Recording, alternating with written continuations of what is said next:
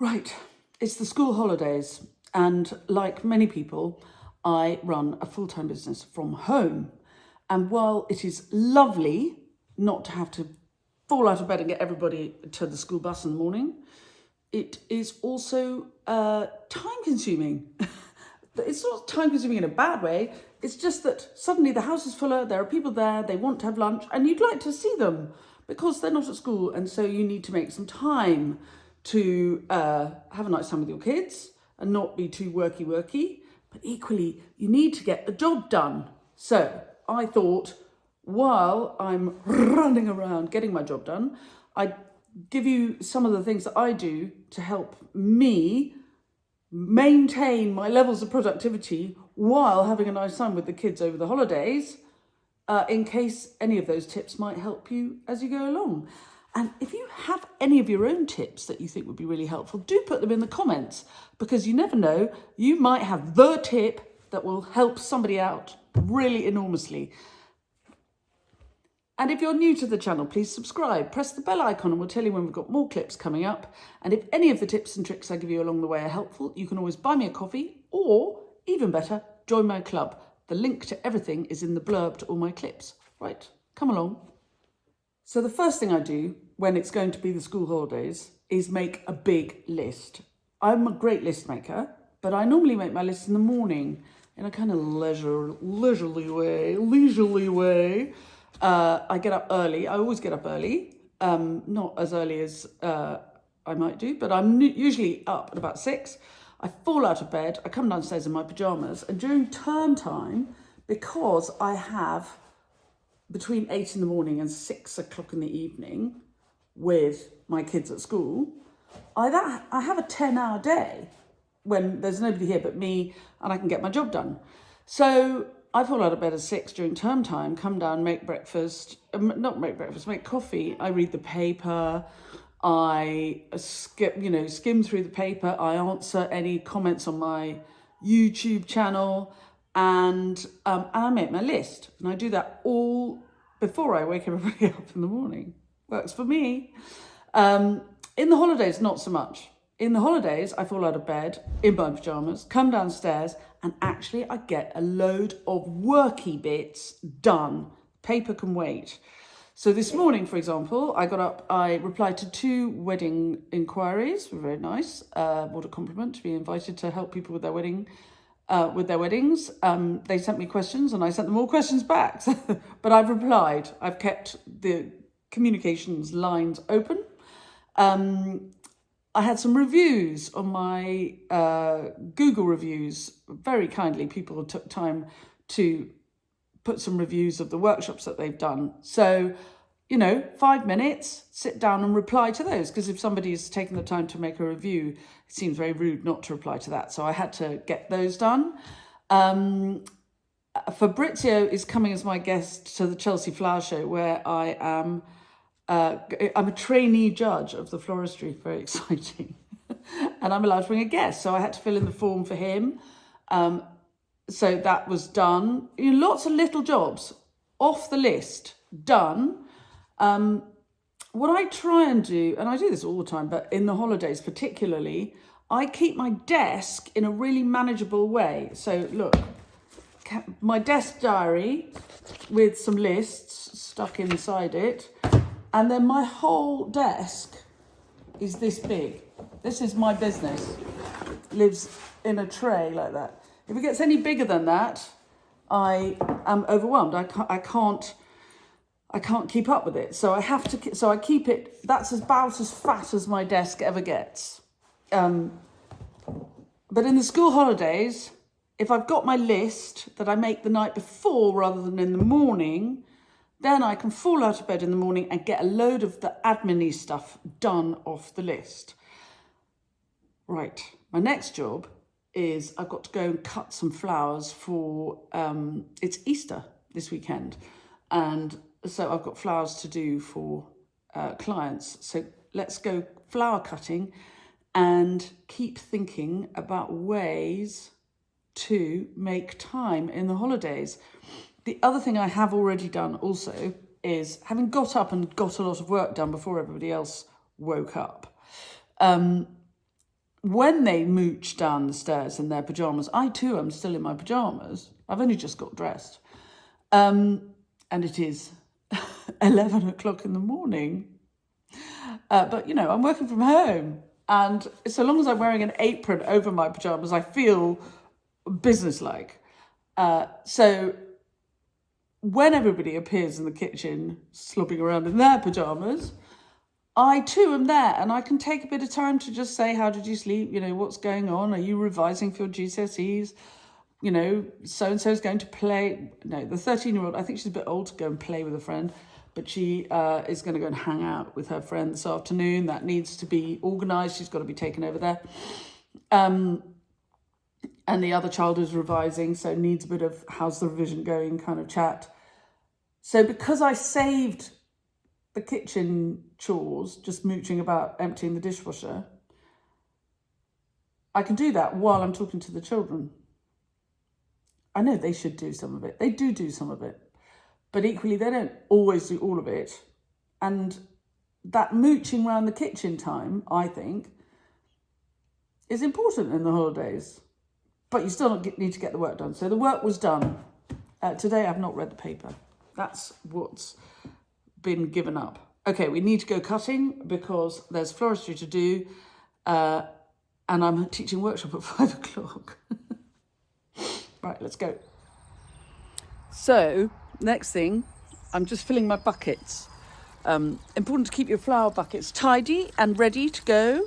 And in my case, and I'm sure you do this, whatever business you're running, I'm very specific about what stem count I'm cutting. I know exactly how long it's going to take me to cut, because then I can say to a child, oh, tea cake. I can say to a child, you know, yes, I can take you to play with so-and-so, but I've got to do all this job first, and so I know how long the job is going to take me. So if you're ready at X, or even help me out, and then we can go earlier. Put your child to work day. Mine are old enough to mow, for example. Very, very important. And then they can feel like they're helping you out, so that then you can all have time off and do something fun later. I also have a rule that if something isn't on the list by the morning, it's not done until I make the next list. So if I get emails during the day that I could stop everything and reply to them. I mean, all my emails are on my phone, so I could drop everything and reply to them. I don't. I save them up for tomorrow morning, unless they're absolutely an emergency. So I'll check them, but I don't stop and reply all the time, because that's also very slowing down. Also, don't forget to drink the occasional glass of water, because otherwise you'll end up with a headache. You're welcome. During the school holidays, you still have to do all your chores, don't you? So instead of feeling overwhelmed by trying to do chores and look after children or find time for family time, make sure that you're doing your chores at the same time as you're doing your job, so that you're not going back and forth on yourself. I don't know about you, but I'm quite good at sort of wandering around. You know, I work on my own. I'm very lucky. I love the way I work. But on an everyday basis, because I've got 10 hours to achieve my objectives, I can take a bit of time to smell the roses, so to speak. Whereas on school holiday days, I'm much more direct. So if I'm going past the polytunnel on the way to cut the narcissi, I will make sure that I stop, open up the polytunnel, do any watering I need to do. These are the dahlias, by the way, and so on my way. Whereas in normal life, I might do the polytunnel and then go back and consider what I've got to do else. And this way, I'm much, much more on it. I don't waste a second. That's why I did replied to the Google reviews, because I had 5 minutes. So don't waste the 5 minutes, get them done, and they're done. And it's very nice of people to review. So I may as well reply. Right, on we go. Right, these narcissi aren't going to cut themselves. Oh, I do love them. It's worth telling your children when you're not available and when you are. So walk into the kitchen and say, "Ha, here we are. Let's have 10 minutes and do the dishwasher and a chat, or let's have lunch and stop and have lunch." Partly because you need to get the job done. But in my case, I've been listening to Lindsay's the English Flower podcast about pricing. And that's something I can do while I work. And it's really, really interesting to get the point of view of a florist who, she's a very high-end florist. I admire her work enormously. And it's interesting to get the point of view of somebody who buys their stock and how they're thinking about pricing through this, difficult times. So I'm not available to my children while I'm cutting, not only because I'm cutting, but also because I'm doing some kind of market research and keeping up with my colleagues in the floristry industry as I go. Right, I've come back to the studio to pick up a fork, which I will now plug into the end of my tulip beds because it is tulip lifting season. And when I say tulip lifting, I mean I'm harvesting the tulips which are beginning to flower, but at the same time I'm actually going to dig them up because I grow them as an annual crop. I don't leave them in the ground year after year to naturalise. So I tickle them underneath with a fork and then I can lift them quickly. So I will, but I'll put the link to Lindsay's podcast in the blurb to this clip, because you might find it really, really interesting. And she doesn't specialise in using British grown flowers. She is more pragmatic in her approach, but she's 100% sustainable floristry mechanics practices. And so she's interesting for that reason. But also I think we, as flower growers, need to respect other people's choices and be prepared to work with everybody and demonstrate constantly how brilliant the quality of our flowers are. And by growing more, better, then our market will grow too. Anyway, time to pick up these tulips. Oh, yes, just beginning to colour up, but that means they're perfect. It's Wednesday and I'm cutting for flowers that are going to look lovely over the weekend. And then during school holidays, it's very important to properly down tools and take a lunch break, because then everybody gets to talk to each other.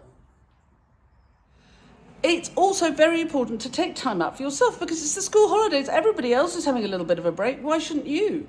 So here is my lovely friend Saskia, who makes flower essences.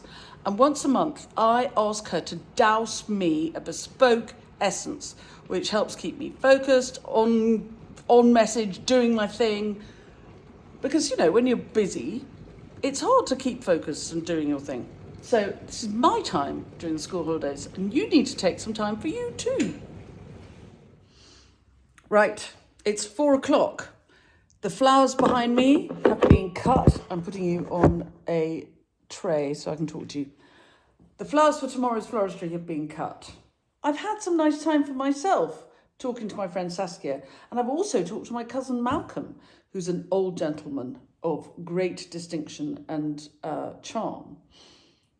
Child A has been delivered to her friend to play and spend the night. Child B is going to go to the gym later and walk out, which will make him feel more energetic with his GCSE revision. I have my new bespoke essence from Saskia. And I'm about to teach a lifestyle business workshop at 5:00 for 2 hours. After which, I will sit down and have supper with the members of my family who are here. I think what I'm trying to say with this clip is that if you work for yourself and you work from home and you have school-age kids and they are on holiday, it is worth doing the following things. Really plan what you need to get done. Don't overplan. because you don't have as much sort of constant available time as you do during the term time.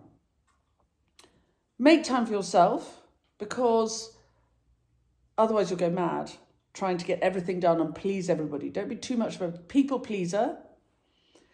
Take the time to explain to your children, particularly, what you're doing and how long it's going to take, because then they can see that the objective is finite and that they will get their time afterwards.